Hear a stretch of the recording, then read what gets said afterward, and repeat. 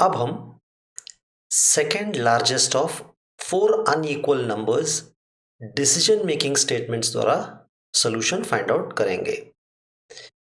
सबसे पहले हम 4 variable A B C D declare करेंगे जो इंटीजर टाइप ऑफ डेटा को स्टोर कर सके। उसके आगे हम 2 वेरिएबल ले रहे, लार्ज और एस लार्ज। सबसे पहले यूजर से हम ये रिक्वेस्ट करेंगे कि आप 4 नंबर एंटर कर दीजिए। वो चारों नंबर हम address of A, address of B, address of C में हम स्टोर करेंगे। तो समझ लीजिए ये हमारा सैंपल डेटा सेट है। तो इस डेटा सेट के लिए हम कोड लिखने की कोशिश करेंगे, तब आपको लॉजिक भी बड़ा आसानी से समझ में आ जाएगा। तो इनिशियली मैं क्या करूंगा, मैं लार्ज को ए अज्यूम करूंगा और सेकेंड लार्ज को भी मान लूंगा कि ए ही सेकेंड लार्ज है। ठीक है, क्योंकि जब इनिशियली एक ही नंबर है हमारे पास, मतलब सेकेंड लार्ज भी ए है, फर्स्ट लार्ज भी ए है। अब ए का तो हमने प्रोसेसिंग खत्म कर दिया। अब जब आप बी देख रहे हो, बी क्या हो सकता है, लार्ज से बड़ा हो सकता है या लार्ज से छोटा हो सकता है।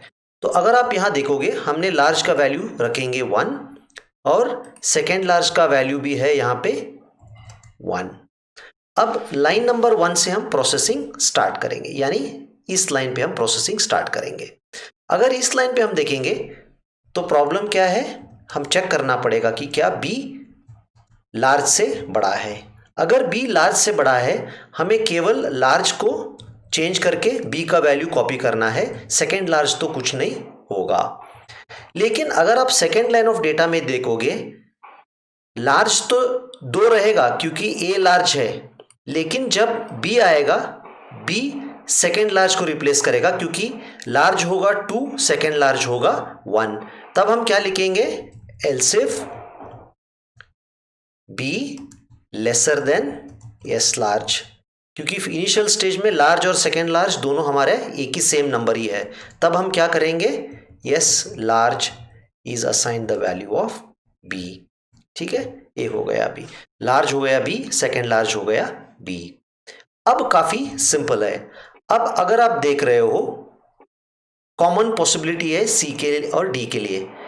सी जो है, अगर लार्ज से बड़ा है, हमारा लार्ज इस समय क्या था, इस स्टेप के बाद ए लाइन के लिए लार्ज था, यहां लिख देंगे लार्ज था 2 और सेकेंड लार्ज था, सॉरी लार्ज था, हाँ सही कह रहा हूं, लार्ज था 2 और सेकेंड लार्ज था 1। ठीक है, क्योंकि यहां पे क्या था, 2 1 से बड़ा था, तो इसलिए हमने लार्ज को 2 बना दिया, सेकेंड लार्ज 1 है। अब हम जब 3 के पास आए हैं, तब क्या होगा, 3 लार्ज से बड़ा है, तो क्या होगा, हमारा सेकेंड लार्ज जो है वो लार्ज का वैल्यू पहला लेगा और लार्ज जो है वो सी का वैल्यू कॉपी कर लेगा। तो अभी ऐसा होगा, if C greater than large, ठीक है जी, if C greater than large, तब मैं क्या कहूंगा, तब मैं क्या करूंगा, सेकेंड लार्ज को लार्ज का वैल्यू कॉपी करवाऊंगा, क्योंकि लार्ज का वैल्यू हम सी से बदलने वाले हैं, उससे पहले हमें सेकेंड लार्ज को नया लार्ज बनाना चाहिए। इसके बाद क्या होगा, लार्ज लेगा सी का वैल्यू। ठीक है, लार्ज लेगा सी का वैल्यू। अब एक दूसरा पॉसिबिलिटी भी है, ये भी हो सकता है कि केवल सी लार्ज से बड़ा ना हो, लार्ज सी सेकेंड लार्ज से बड़ा हो। तब हम क्या करेंगे, else if C greater than second large, तब हम क्या करेंगे, हम कहेंगे second large is assign the value of C. ठीक है, अब ये सेम लॉजिक डी के लिए भी रिपीट होगा और इसका एक्सप्लेनेशन मैं थोड़ी देर में करूंगा, तब आपको बिल्कुल 100% क्लैरिटी आ जाएगी इस प्रॉब्लम में। ठीक है,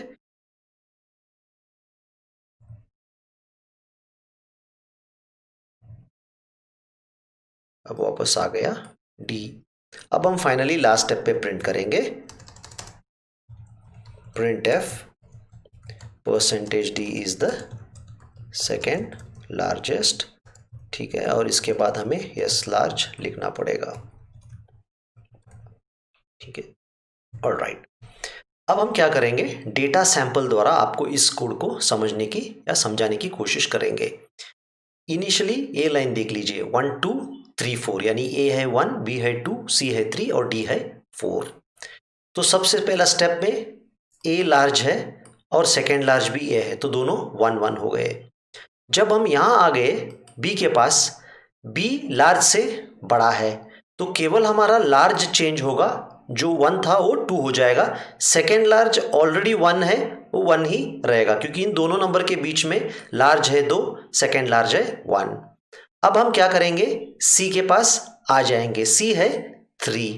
तो जब 3 पे आ गए, अभी देखिए लार्ज है 2, सेकेंड लार्ज है 1, तो क्या होगा, सी 3 इज ग्रेटर देन 2, ट्रू है। अभी क्या होगा, लार्ज होगा 3, लेकिन उससे पहले हमें क्या करना पड़ेगा, सेकेंड लार्ज का वैल्यू लार्ज का कॉपी करना पड़ेगा, तभी वो वैल्यू लूज नहीं करोगे। तब सेकेंड लार्ज बन गया 2 और लार्ज बन गया सी का वैल्यू यानी 3। ठीक है, अभी 3 2 हो गया। अगला स्टेप पे क्या था, हमारा डी था 4। जब डी है 4, 4 3 से बड़ा है, लेकिन उससे पहले हमें सेकेंड लार्ज को 3 बनाना है। तब हम क्या करेंगे, सेकेंड लार्ज को पहला 3 करा के हम लार्ज को अगला स्टेप में, यहाँ पे देख लीजिए, यहाँ पे हम लार्ज को 4 कराएंगे। जब हम लास्ट स्टेप पे आके प्रिंट करेंगे 3 इज द सेकेंड लार्जेस्ट करके प्रिंट हो जाएगा। चलिए अब इस डेटा सेट के साथ आप इस कोड को खुद एनालाइज भी कीजिए, क्योंकि इस कोड का कंप्लीट कॉपी आपको एक लिंक में मिलेगा डिस्क्रिप्शन, इस वीडियो के डिस्क्रिप्शन में। लेकिन उससे पहले हम इस प्रोग्राम को कंपाइल करने की कोशिश करेंगे कि देखेंगे क्या हो रहा है। तो चलिए अभी प्रोग्राम कंपाइल हो रही है, अभी देखेंगे क्लाउड से क्या रिस्पॉन्स आएगा। तो अब हम एंटर करेंगे 1 2 3 और 4। क्या आना चाहिए, 3 is the smallest number, second smallest और sorry the second largest number. तो अगर आप देख रहे हो यहाँ पे करेक्ट रिजल्ट आ गया कि 3 इज द सेकेंड लार्जेस्ट। अब और एक ट्रायल करेंगे हम डेटा को। अब हम क्या करेंगे, नेगेटिव नंबर्स भी दे देंगे। हम नंबर 2 को सबसे छोटा कराएंगे, -1 सॉरी -1 0 -3 -4। तो अगर आप इन 4 नंबर्स को देखोगे, सबसे छोटा नंबर सेकेंड लार्जेस्ट नंबर होना चाहिए 0।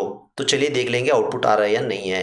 तो सेकेंड लार्जेस्ट होगा -1, क्योंकि 0 है सबसे लार्जेस्ट, -1 सेकेंड लार्जेस्ट है, -3 थर्ड लार्जेस्ट और -4 लास्ट यानी स्मॉलेस्ट है।